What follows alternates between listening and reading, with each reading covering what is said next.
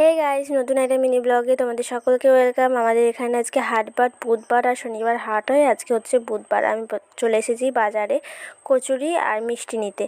সকালের টিফিন খাওয়া হয়ে গেছে, কমপ্লিট সকালের টিফিন। আর আমাদের রান্নাঘরটা এখানটায় খুবই নোংরা হয়েছিল, দুদিন ধরে বাড়িতে মিস্ত্রি লেগেছিলো আর তেল চিটেও পড়ে গিয়েছিলো। এখানে গ্যাস থাকে তো তাই পরিষ্কার করে নিয়েছি সুন্দর করে, আর সিঁড়ির রেলিংগুলোও পরিষ্কার করে নিয়েছি। পরিষ্কার করা কমপ্লিট হয়ে গেছে। আর আমাদের রান্নার এইখানটা ছিল ঢালাইয়ের, এটা ভেঙে এখন পাথর বসিয়ে নিয়েছে। আর আমি স্নান টান করে ঠাকুরকে ফুল দিয়ে পুজোটা দেওয়া কমপ্লিট হয়ে গেল। আর এটা আমাদের ঘরের লক্ষ্মী, মা লক্ষ্মী। আর ঠাকুর ততক্ষণ খাক, তারপরে আমি ঠাকুরকে পুজো দিয়ে আমি নিচে খেতে চলে গিয়েছি। নিচে খাওয়া হয়েছিল আলু ভেন্ডি ভাজা, চিংড়ি মাছের খোসা বাটা, ডাল, চিংড়ি মাছ ভাপা।